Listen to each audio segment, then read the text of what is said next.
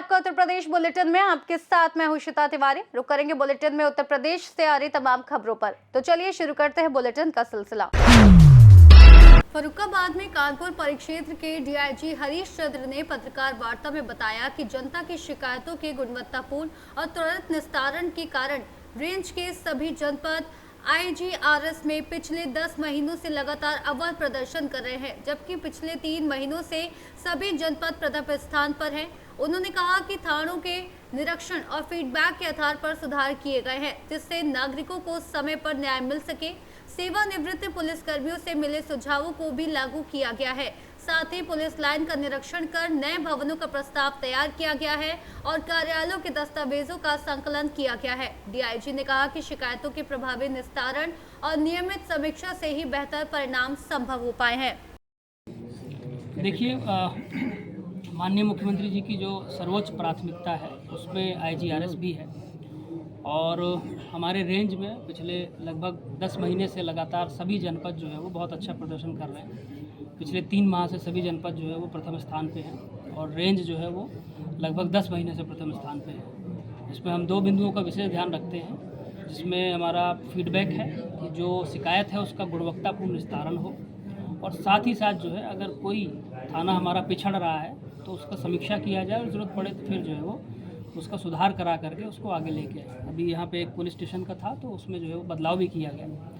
कहने का मतलब ये है कि अगर मनोयोग से काम किया जाए तो उसमें अच्छा प्रदर्शन हो सकता है और उद्देश्य यही है कि जनता की जो समस्याएं हैं उसका बेहतर समाधान हो सके।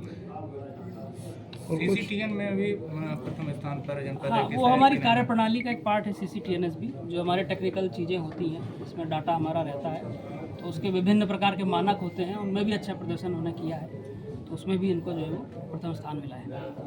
जो आपने निरीक्षण किया है उसमें क्या क्या अच्छाइयाँ मिली और क्या क्या कमियाँ मिली, क्या क्या निर्देश दिए? ऑलरेडी मैंने जैसे पहले बताया, अभी ये निरीक्षण जो है वो चलेगा, रात तक चलेगा। अभी तक पुलिस स्टेशन के विजिट होने हैं। आज हम अपने पेंशनर्स भाइयों से बात कर रहे हैं जो रिटायर्ड पुलिस ऑफिसर्स थे, इनकी समस्याओं को जानेंगे, हम लोग इनसे क्या अपेक्षा रखते हैं, इनकी हमसे क्या अपेक्षा है, इनके देयक क्या पेंडिंग है और जो जनप्रतिनिधियों से वार्ता हुई है उसमें कुछ सुझाव आए हैं, उन पर अमल कराया जाएगा। माफियाओं के खिलाफ किस तरीके की कार्रवाई? ऑलरेडी कार्रवाई चल रही है, आप देख रहे होंगे। एक यहाँ का दुर्दांत माफिया था, उसके खिलाफ जो है वो 2 मामलों में सजाएं भी हुई हैं और भी उसको टेकअप किया जा रहा है और जितने भी माफिया इस तरह के उन पर कार्रवाई होगी। फर्रुखाबाद से सीनियर संवाददाता आदेश कुमार शर्मा की रिपोर्ट। रायबरेली के जेपीआरपी इंटर कॉलेज सुदौली निगोहा के प्रिंसिपल राम वृक्ष यादव को सेवानिवृत्ति के अवसर पर गांव और क्षेत्रवासियों द्वारा भावभीनी विदाई दी गई, जहां लोगों की आंखें नम हो गई और उनके उज्जवल भविष्य व दीर्घायु की कामना की गई। उनके कार्यकाल में उन्होंने अनुशासन को प्राथमिकता देते हुए विद्यालय की शैक्षणिक और सांस्कृतिक गतिविधियों को नई ऊंचाई दी, जिससे कई छात्र छात्राओं ने उत्कृष्ट प्रदर्शन किया। इस मौके पर जायसवाल ट्रेडर्स परिसर में आयोजित सम्मान समारोह में क्षेत्र के गणमान्य नागरिकों ने उन्हें आदर्श शिक्षक और कुशल प्रशासक बताते हुए सम्मानित किया।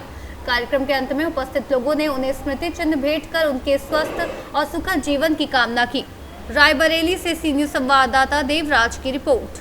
फिलहाल के लिए उत्तर प्रदेश बुलेटिन में बस इतना ही। देश और दुनिया की तमाम बड़ी खबरों को जानने के लिए देखते रहिए सी न्यूज़ भारत।